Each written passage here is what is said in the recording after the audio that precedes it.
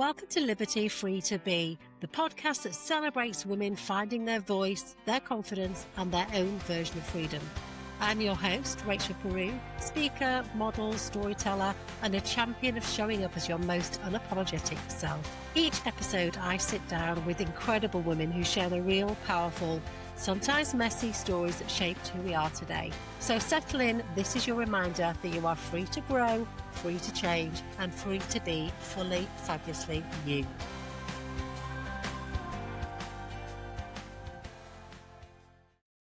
Hello, welcome back to a new week of Liberty Free to Be. And I feel really lucky this week. I've been interviewing all week, and to be honest, it's just such a great opportunity for me to catch up with people that I've not spoken to for a while, that I absolutely love, new people, and it's just been such a joy. And this week is no different. Today's guest is somebody that I started working with back in 2018-19, both as models in our 40s. We appeared in 2 J.D. Williams commercials together, and I just love her infectious energy. So today we are talking to Katie Isles. If you don't already follow her, Unfinished Katie, definitely go and give her a follow, and I hope you enjoy this conversation today. So Katie is an award-winning celebrant, model, content creator, and such a brilliant, authentic storyteller. But more than that, she is somebody that always is happy to say yes to change, embraces visibility to meaning, and finding work that she feels really deeply connected with. And pivoting later in life is no mean feat, and that's exactly what she's done, becoming a wedding celebrant. And she has already got 2 great accolades, which we're going to talk about later on, and she is smashing it. So I can't wait to catch up with her, because you cannot fail to fall in love with Katie's energy. Grab a coffee, enjoy.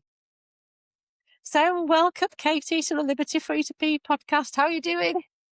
I'm all right. Are you okay? Yeah, I feel like I've been looking forward to this all week. I feel like we're long overdue a good catch up, aren't we? Yes, we have. Was the last one in that cafe It was in in London London. Yeah, it before was. that meeting? Yes. I can't even remember what it was in my brain. Anyway, Yeah. we're starting well that I can't even remember things right at the start. I mean, you and I first met, I think it's just you and I first met modelling. We both started modelling later in our lives, so we're both in our Mhm. 40s, and we both booked J.D. Williams commercials at the same time, which Yes. seems like a lifetime Oh, ago that was now. a lifetime ago. Yes. Yeah.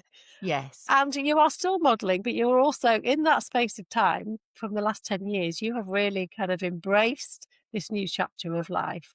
And Mhm. are saying yes to lots of different things, which I absolutely love about you, which we'll talk about today. But when it comes to modelling in the last 10 years, um, have you seen a change, do you think, a shift in the model industry? Have you enjoyed seeing it change, or do you think it's worse now than it was when you first started? Oh, in so many ways, it's better Mm. because obviously at 21, 22, I thought I was too old to become a model. And went and got a proper job, as I always call it. And then somehow ended up becoming a model, as you say. I think I was 41-ish, 41, Mm. 42. And so it's great in that modeling is obviously, there are opportunities for older women that possibly weren't there so much when I was younger. Yeah. So in that way, it has improved. We are seeing older women modeling underwear. We are seeing visibility of us. So in that way, it's great. In another way, I still feel that marketing lags behind society. Absolutely. They still often expect you to, if you're, although, God, I'm going to contradict myself before I've even said something. I was going to say, you'll often see that the grandmother role is, there's still got, the older lady look, and yet Mm. grandmothers start, I don't know what the average grandmother age is nowadays, but you can be a grandmother in your 40s, so let's not always portray Yes. that grandmothers are these little old ladies Yes. that are all frail, and or that the other thing that happens in marketing is, yes, marketing has to be aspirational, and I totally understand that, but getting a woman in their 40s advertising some kind of mobility aid, and again, I understand that not everyone who needs a mobility aid is 80 plus. Mm, So if we're looking from, from a disability point of view, it's good that they're having younger people doing it. But if they are literally trying to advertise to the 70, 80 plus market, but are yes. using 40-year-olds, let's not do that either. Yes. I've got a Oh, I've got a it's funny so story. It frustrating. is, I have to put my hands up here. My very first kind of proper modelling job was for a big campaign. Bearing in mind I had grey hair, so I ticked that box. I'm fully aware of Mhm. why they booked me. They booked me for a Better Life campaign, and it was um, in the bath with the bath aid, blood Right. pressure monitors, bed things, lifting you out of the bed, all that kind of stuff. And whilst the tea were really lovely, it was a gorgeous client and they were really Mhm. nice and it was great money. So I'm not going to lie, it was the first job. When I look back now, I wish I hadn't taken it because I look back at it now and think, why the hell did they pick me to advertise those products? Because I Yeah. just had no relevance. And for me, it was clearly because I had grey hair. And they thought, well, yeah, we'll stick a grey haired lady. That'll tick Yep. that age demographic. Looking back now, hindsight's a wonderful thing, isn't it? But if I was asked again to do that, I wouldn't do it. Yeah, it's the same with me. It wasn't my first job, but one of my earlier jobs was one of those chairs that raises you up to the point of standing. Oh And yes. again, as I say, there's going to be people who look like me that Mm, need that chair. So I am not criticizing the company for potentially mm, excluding those people because absolutely. But I know that the target market for this chair was not an early 40-year-old woman in general. yes. And and so it is, I just think it's very, very simple. And I know we have said this and probably been repeating ourselves for like 10 years now. Yeah. Just use age appropriate models. And if you are trying to attract 20-year-olds, use 20-year-olds. If you want to widen your market to, you know, middle-aged women, use genuine middle-aged women. And if you are trying to attract 70 to 80-year-olds plus, Yes. use them. There are models that are that age. It's so simple, Yeah. but I don't understand why they don't. Do you think social media's had a positive impact on that then? Because it feels like, particularly our generation, we're really taking matters into our own hands and showing up in all our glory. All of us are doing different things in life. So we are kind of paving the way really on social media. And I feel like brands are behind that and lagging behind what we're doing on social media. Yeah, I actually think from a social media point of view, although I am a bit in that midlife social media bubble, Mm, so I get fed it a lot. So whether that's what's happening outside of our little bubble, I'm not so sure. But I do think, yeah, there are a lot of middle-aged influencers, content creators now, and brands are very supportive. mm, Um, I've had experience of that. I don't do it anymore. It wasn't my favorite thing. It didn't sit that comfortably with me. yeah, But the one thing I will say is whilst a lot of brands have fully embraced us, and it is lovely, lovely, lovely to see fashion, beauty, mm, skincare, whatever. There are still a lot of brands who only target us for certain areas. yeah, So the amount of emails that I used to get for supplements, yes, literally, I could shake, rattle, and roll. It's like, oh, over 40, therefore she must want collagen. She must yes, want, vitamin this. She must want anti-aging this. And as we all know, I'm not that fond of that term, no, anti-aging. So it was immediately, not so yeah, sure. Thank you yeah, very much. So I do believe social media is roads ahead mm, of general mainstream media and mainstream marketing. Absolutely. Because obviously I still watch television adverts and I watch it with a model's eye, and I'm sure you must yes, as well. yes, yeah, I'm constantly going, oh, that's interesting that they chose that person to do that. Oh, and do, do, do. And we are seeing more older people in adverts, I would say. We are. Is it enough? No. no, And is it out of the stereotypical market? Very limited yeah, still, yeah, you know.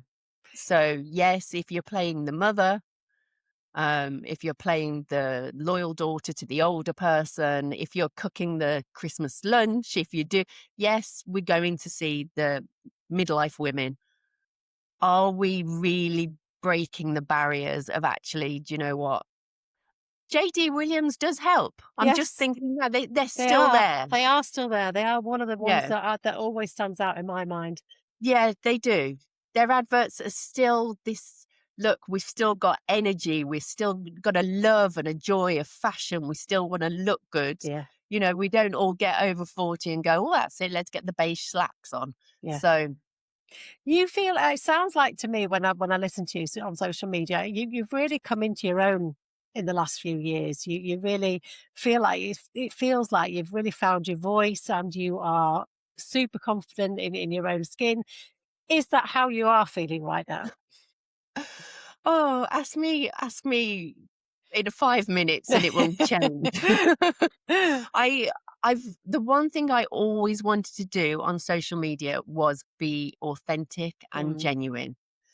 And I don't show up if I'm not feeling it. I no, can't fake it.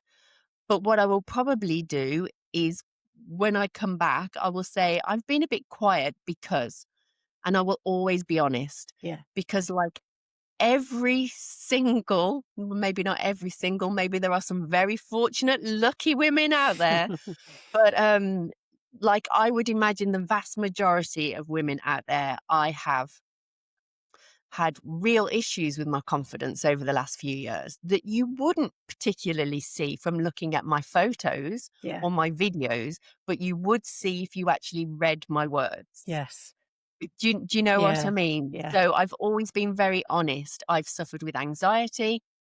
I have honestly, from a confidence point of view, confidence is not fixed. Mm, And I will say this to everyone. You know, one day I will stand in front of a room of 200 people and conduct a wedding, and people would look and go, I could never do that. yeah. But the day before, I might have been crying. Not necessarily about the wedding. Yes. I haven't cried, about doing a wedding. I Yeah. love doing weddings, but but about me and how I'm feeling. And I think that's I think, all through my life, I might have had confident, what, how do you say this? Crises of a Yeah. confidence Yeah. all through my life. I've always had imposter syndrome. I am a stereotypical high achiever. Mm, If I'm doing something, I give it my all. I want to be really good at what I do. It doesn't matter if I'm modeling. It doesn't matter if I'm a wedding celebrant. It doesn't matter if I'm the marketing assistant in the role. I am that person, and therefore I am very self-critical. yeah. I am an overthinker. I am my own worst enemy, and I can overthink myself to tears. So, to answer your question, Yes. I've never shown up on social media and not been genuine.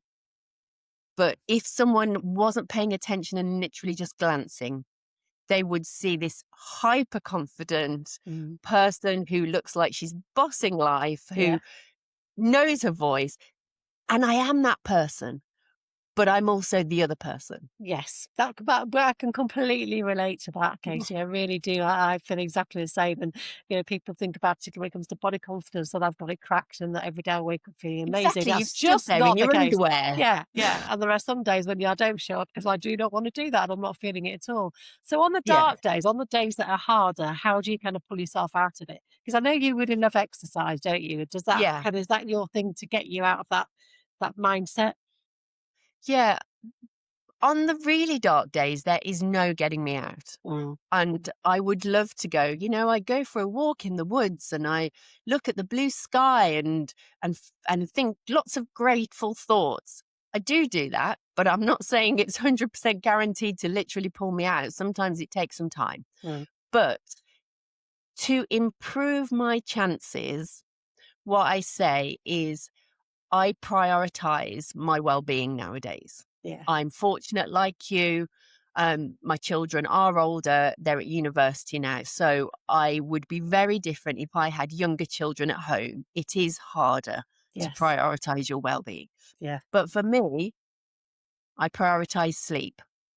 This has not always been a given over the last few years. I've had the stereotypical perimenopause, wake up at 2:30. There is no going back. The brain kicks into gear. Mm. Yeah, been there. So oh, and it's horrific. It is. So I prioritize sleep. And what I mean by that is I go to bed at pretty much the same time every single night. Mm. Sounds so boring, but once you've had a few nights of not sleeping, I'll do anything. Yeah. So I go to bed at the same time. I follow the same pattern.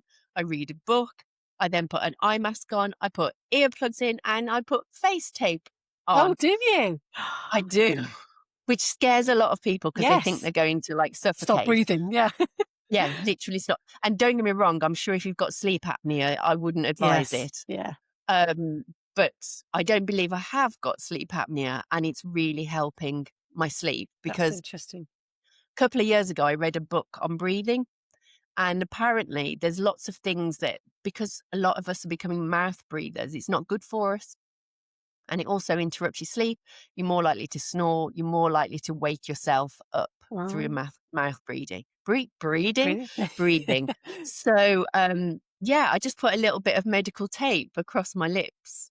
So I don't strap it. It's not like I couldn't if I needed Yes. to. Yeah. I can, I can open my mouth, but it restricts. And that really works for me. So I prioritize sleep. I prioritize movement. Now for me, that normally looks like 20, 25 minutes ish most mornings. So whether that's a Wow. dog walk or weights, Pilates, cardio, I wake up and I go, what am I in the mood for? Yeah. And I listen to my body. So if it just wants to stretch, just wants to move, that's what I do. If I've got a bit more energy, then we might do some weights. So prioritize sleep, prioritize movement, and prioritize what I eat. Now, I'm not perfect. In fact, I've got all the Christmas stuff still next to me, and I walk past the table and there's a pop of chocolate orange in my mouth or I've just whatever got rid else. of the mince pies today. That's the last of the mince pies gone. We've still got 2 next to me on the table. So we've still got like the remains of the Christmas stuff, and a few biscuits. So I am far from perfect, but I think I go for like the 80-20 rule. Mm. So 80% of my time, I try and eat nice home cooked meals as much as my lifestyle allows. And then 20% of the time, I'm down with the pizza Yeah. and the tiramisu Oh, and yes. the Christmas biscuits. Yes. And how has it felt? Because I know you mentioned before that your children have now gone to university. So how's that felt? How easy was that to adjust? Because I found it really difficult when my kids left home. I think for me, the worst bit was the build up. Mm. Um, so I suffered more in the run up to them going. It was more the thought of it. Yes. Um, and don't get me wrong, the day you drive them off to university and you're crying in the car on the way home and your world's just come to an end and your purpose is, gone. Yes. Um, and it takes some adjustment. It Mm. really does. But I suppose the one thing I did was try to put, which is what I try to do, a positive spin on it. So from their point of view, I kept looking at it and going, I'm proud. They're doing what they're meant to do. They're not meant to be tied to your Yes. apron strings Yeah. for life. Yeah. This is what, if you've done a good job or Yes. a decent job, they're meant to fly and you're meant to watch them fly and wish they were still holding your hand. Mm. But, I take great pride in going, they're doing what they're meant to be doing. They're doing what they're meant to be doing. And at the same time going, okay, so now what are you going to do? And Yes. I do. And I don't mean like I love being a mom. I hate saying this because you get this mom guilt. At the same time, I go, right, okay, I'm going to make the most of this extra time. Yes. I'm going to throw myself into these opportunities. I'm going to have a weekend in Cornwall. I'm going to I've started this new role as a wedding celebrant. Well, it's not that new now. I've been doing it for nearly going into my 3rd year, but, um, that them being away has given me the freedom to if I've got weddings on Saturdays, I used to be dropping at Yeah. dancing clubs and, Yeah. Everybody what else's other schedule. children's parties, Yes. and now I'm like, "Oh, it's okay, I can book a wedding. I can meet that couple. I can do this." So it's sort of it's bittersweet is the truth. Yes. You want them back, you want them in your care, but at the same time, it's like, "Well, okay, this has got to happen. They've got to grow up, and if they're gonna do that, then I'm gonna make the most of it in Yes. the nicest possible way." I'm going to say something very weird now, and then I will shut up. I actually miss them more when they come home than when they're away. Right. And I don't know if that's like a self-preservation mechanism in that when they're away, after when Grace went back at Christmas, I was depressed. Yes. It hit me very hard. Although she's in her 3rd year and I'm quite used to it, I got very blue. I cried a lot for about 48 hours, Mhm. and then I was like, "Okay, I'm fine now." Yeah. Um, but when they come home, I I miss them more because I think it shows me what I'm missing. Yes. When they're away, I must build little walls Yeah. to Yeah. protect myself. Yeah. I still feel like that. I saw mine on Christmas Eve. We all spent Christmas Eve together. And we stayed over at my eldest daughter who's just got married. And it was such a special night because we all woke up in the same house together. It was gorgeous. But Mm, I left the day feeling really quite sad that those moments have gone and I cherish what the time that I have with them now, and it's really special. yeah, But it does give you that pang of, oh, this is what it used to be like all the time. yeah, And I miss that. But then you're right. Then mm, normal life kind of resumes and you get back into your daily routine. And yeah, your daily routine has changed because you, like you say, you are 3 years in now to wedding celebrancy. And it feels like, mm. again, this is something that you were born to do, Katie. Congratulations on your awards. You've won the Thank West you. Midlands, so West Midlands Wedding Celebrant of the Year. And then you got I And wrote it then down, the National Wedding Industry Newcomer of the Year. I mean, that's yeah, amazing.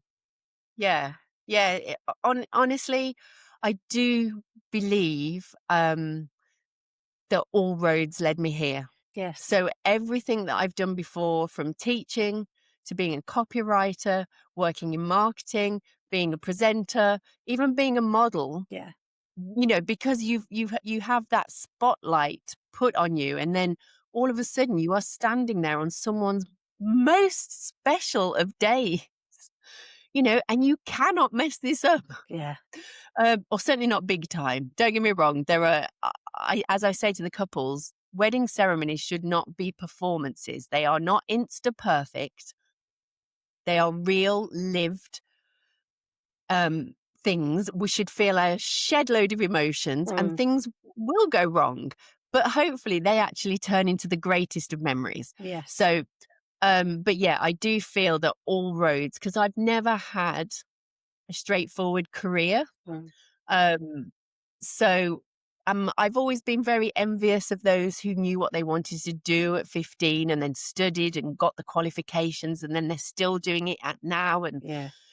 I've always been very envious because I've sort of um, gone down winding paths. Yes. Yeah. But now it actually feels like, yes, this was where I'm meant to be. All those winding paths have led me to this role, and I absolutely adore it. So how So was that first one?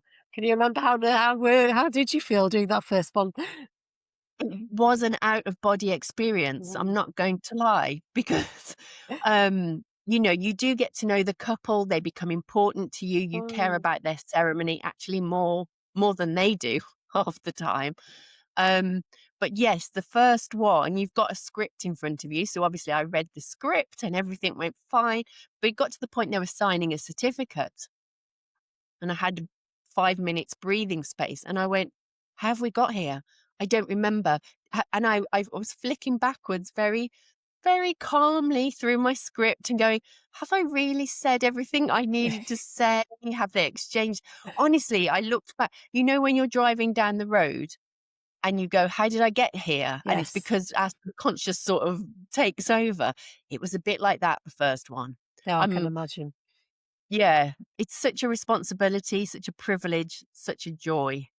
So, And yeah, what's it taught you about love, Katie? Because, you and I both met our husbands online, so we know what it's like to meet, yes, our match in maybe an unconventional way at the time.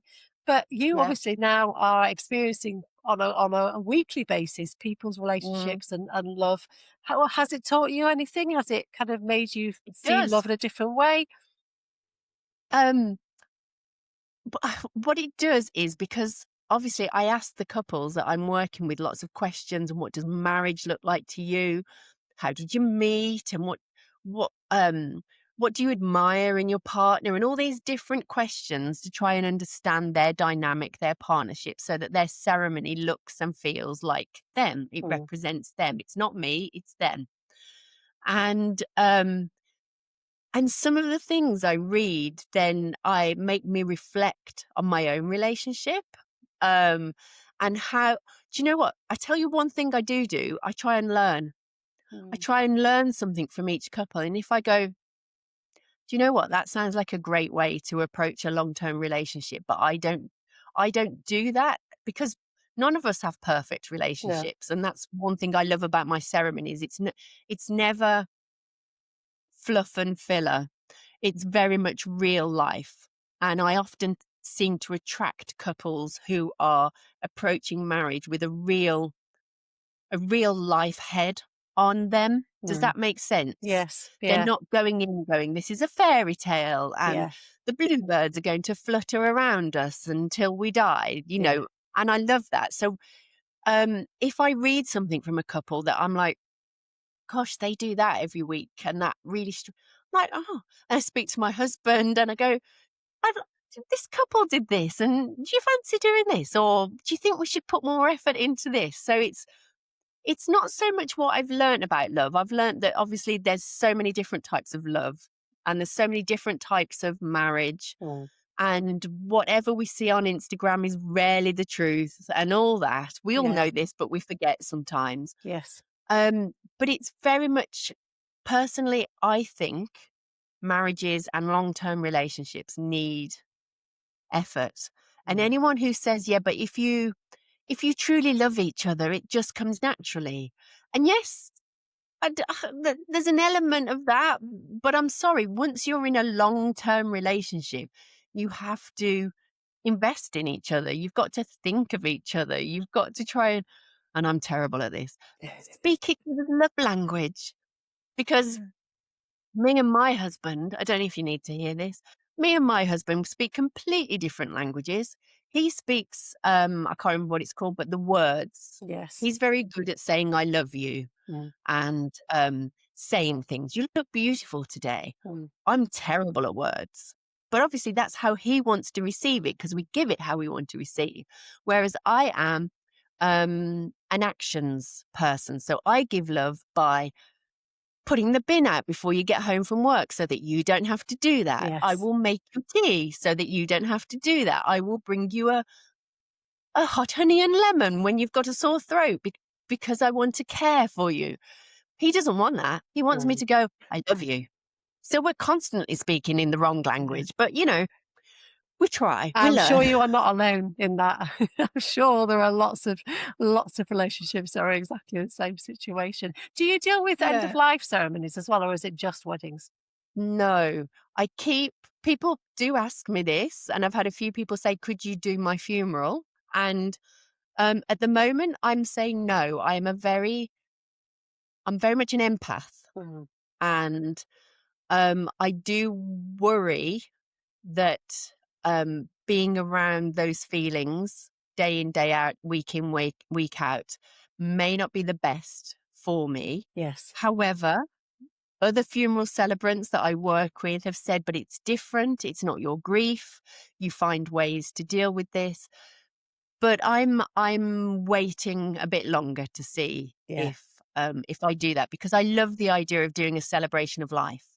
I think doing that for the loved ones must be just a wonderful thing to be able to do. Yeah. Um, so watch this space. Yes. And what have you got? Have you got kind of big plans for the future, or are you just kind of taking each year as it comes and seeing what happens, or are you a planner? I'm not so much a future planner. Mm, No, I think as you can probably tell, I sort of I've got an idea in my head, like I've got an idea of what I would like to happen in the year ahead. Um, but yeah, I'm not someone who writes my life plan on the back of a piece of paper yeah, and then makes it happen. So I'm more of a I think I've life has shown me that as long as you've got an open heart and an open mind, right, doors will open and you've got to be ready to walk through the doors as long as you're not closed and stuff. So in terms of what I would like to achieve, I want to be doing more weddings and that is happening, yeah, because if you think when you become an accredited celebrant, a wedding celebrant, you're probably looking at quite a long lead time because lots of people book their weddings so far ahead. yes, So in the first year of doing it, I think I did 8 weddings, whereas this year I should be doing 20 weddings, for right, example. So, each year is getting more and more. yeah, However, there is a limit to how many I want to do because the amount of care and attention that I give each couple, right, I never want that quality to drop. yeah, I never want to be stressing that I can't give them the time that I've always given yeah. them. So there's a Plus, you do some limit. weekends to yourself, Katie, too. Yeah, I don't yeah, and that's the thing because not only is it the weddings, you meet them and often they're at weekends. So Mm, yes, my weekends now are not traditional no. weekends, but I wouldn't change it for the world or What would you so. say to somebody that might be listening that is thinking about trying a different career path, but are Mm. still got in the back of their mind, they've that negative mindset of I've left it too late, I can't do this. What would you say to them? What's the first thing you would say? That I understand.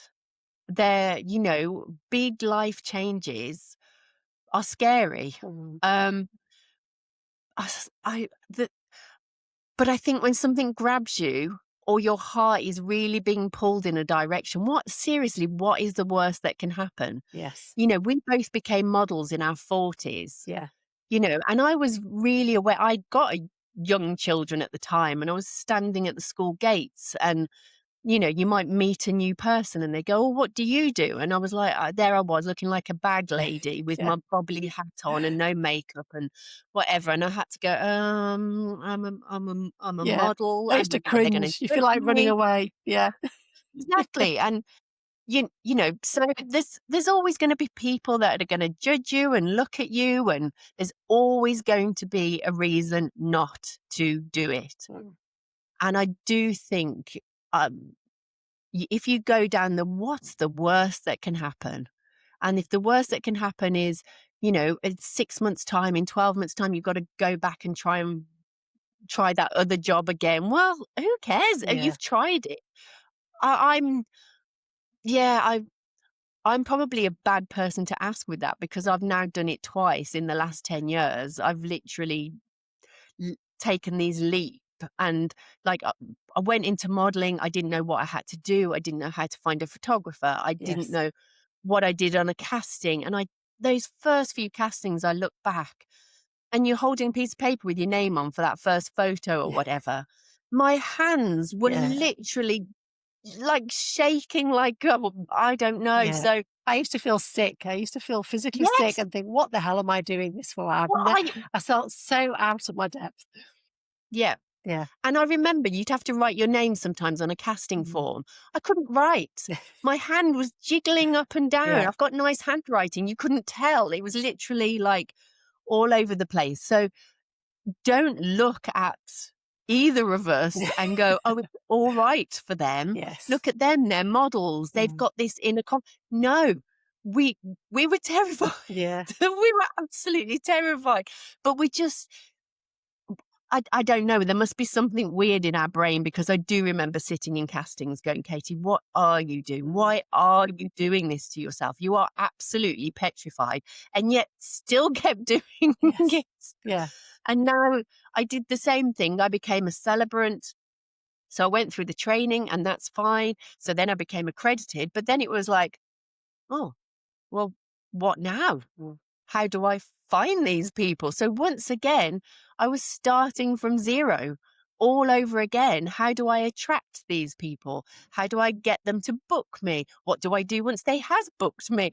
It and and But and you've you get learned. there. Yeah, you've learned, You, and you you are just yeah, you're continuing to grow, and that's how it should be, and I think it's such a good yeah, example of that, of embracing the next chapter and whatever's coming along and just throw yourself into yeah, it. So we could all be more like Katie. And I want to talk to you about Unfinished Katie because I love your new social media handle. It's perfect because we are all not we're all work in progress, aren't we? yes. Yeah, it was more, gosh, I mean, because it used to be my name, Mm, and and then obviously social media changed, and I don't think social media feels like a nice, friendly place. yeah. In many ways, we Mm, have our lovely communities around us, but because of algorithm yes. changes and Yeah. world changes and everything like that, it doesn't feel like the community that maybe 2, 3 years ago we were inhabiting. Mm, So the main reason I wanted to change it was because I just didn't want my full name up front and center. Not that I'm hiding it, mm, but if you know what I mean. And then the reason why I chose Unfinished Katie was obviously I'm unfinished, mm, and I'm doing this now. Will I be doing this in 10 years? Yes, I hope so. yeah. But You just who don't know. knows? Yeah. I don't know. And I am this person that wants to forever learn. I want Mm, to change. I want to grow. I want to seize opportunities. I'm not fixed. I'm certainly not finished. There's things that I can improve about myself, and I don't mean in a physical sense mm, particularly or in that way, but I think the moment I give up learning, the moment I keep pushing myself, and the moment I stop being excited about new things, and don't get me wrong, that anxiety yeah. will often go, "Hey, Yeah. you thought you were excited, but actually you're anxious." Um, the moment that stops, I think I will curl up, and Stay and I don't curious. want We love that about yes, you. My last two questions, Kate, that I ask all my guests, because I really want to encourage women to be more complimentary about themselves. So mm, if you were to pay yourself a compliment, what would it be? are we oh, you see, that is so hard for us, isn't Mm, it? it is. I've interviewed somebody this morning that cried. I was like, oh no, it's really Yeah, hard. We find we really struggle with we it. don't. That does not come naturally. And it's funny because on my Celebrant account, I posted the other day what the couples have written about me to win the award. Yes. And it was hard. I didn't want to post it because it was like, oh, look at her blowing her own Yeah. trumpet. And I was like, yeah, but if I was someone looking to book, I'd want to read those things and Exactly. make sure she's okay. Yeah. But it doesn't sit naturally with us, particularly women. Yes. So I am going to be brave. And the compliment that I would actually give myself is funnily enough that I'm brave. Yeah. I um I don't ever feel like I'm brave, but I think I must be because I Yes. have people say, "You're so brave that even like I will attend concerts. I'll go down to London because there'll be someone coming across from the Netherlands that I Mm, want to see in concert. And I will travel to a small bit of London to this little gig venue and I will go and watch this person by myself yes. because I really want to hear his music. Yeah. And then I will do other bigger, brave things. I left a marriage that was lovely. Mm, We are still friends. mm, Um, and I didn't see that as brave. I just, it caused me to have a breakdown yeah. essentially. But people said to me, no, you could have stayed there. Yes. That was brave. Or whether it's changing career Mm, and brave. So there's all different levels of bravery. I'm not brave in that I will jump out of a plane, mm, but more I'm brave in that I will push myself yeah. out of my comfort zone and do things that even though they scare me, I will give them a go. Love that. Thank you for sharing that. And my last question, what does free to be mean to you? Oh, I think I think having freedom and having choice is one of the most undervalued things that we have in life. Because if we look around the world right Mm. now, there are a lot of people, and I'm Yes. not even just now, but there are so many people in this world that don't have choice. Yeah. They don't have agency over any aspect of their life. And that, I think that's devastating. Yeah. So free to be, if I'm going to say something, I am incredibly grateful Mm.